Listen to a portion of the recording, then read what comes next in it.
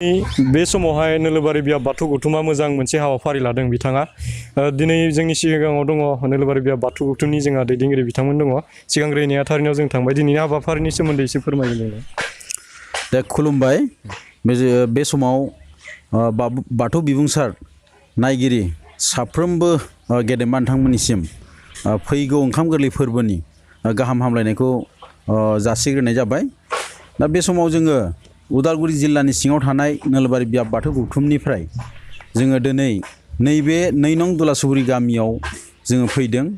बेयाव जों सासे गेदेमा बिथांखौ जोङो मान होनो फैदों। बे गेदेमा बिथांनि मुङानो जाबाय मुस्रि थानेस्वर बसुमतारी आरो बिथांनि बिसि मुस्रि मुथुरि बसुमतारी। दा बे नैबे थानेस्वर बसुमतारी बिथाङा मोनसे समाव 1980 मायथाइनि सिगांनिफ्रायनो बिथाङा नैबे बाथौ धोरोमनि बा बोलि खान्थिजों जिथु बाथौ धोरोम सिबिबोनाय बै समनिफ्रायनो बिथाङा खामानि मावबाय थादों। बै समाव मोनसे गुबुन धोरोमनि माखासे मोनसे धोरोम बास्लायनाय मोनसे हाबाफारि मोनसे जाफुबाय थादोंमोन जोंनि हालामाव।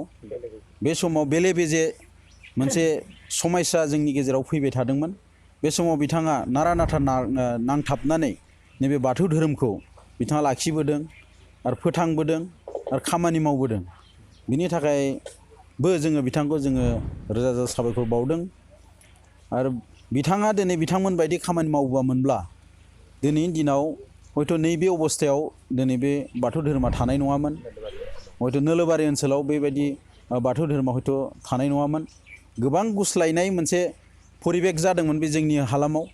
बे गुस्लायनाय परिबेक समाव बे समाव दिनैहाय बे जोंनि गेदेमा बिथाङानो दिनै समाजनि गावनि बर'नि जिथु गुबै धोरोम बे धोरोमखौ लाखिनो थांनायाव गोबां खस्थ' खालामबोदों। दिनै बिथाङा फैयै फैयै दिनै नोरजिया अबस्थायाव फैबाय। बिथाङा दिनै बिथांनि अबस्थाया दिनै गाज्रि अबस्थायाव फैबाय। दा बिथांखौ जि हायो जों नोलोबारि बियाबनिफ्राय जों बिथांखौ मदद होनो बिथांखौ जों बरायनो फैदों आरो बरायनो मोननानै जों नोलोबारि बियाबनि जानानै जों जोबोद गोजोननाय मोनदों। आसा खालामदों बिथाङा जिखिनि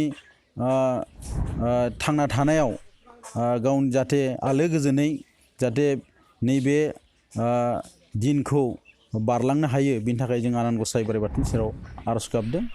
आरो जोङो नोलोबारि बियाब बाथौ गौथुमनि जानानै बिथांखौ जोङो रोजा रोजा साबायखर बावदों। जाहाथे बिथांनि न'खरा जाहाथे आलो गोजोनै जाहाथे सोलिलांनो हायो जिउ थासान्दियाव बेखौ जोङो आर'ज गाबबाय। बाथौ बिबुंसारा मोनसे गियाननि फुंखा बयनिबो आंगो बेखौ नाय आरो बिनिफ्राय गियान सोलों।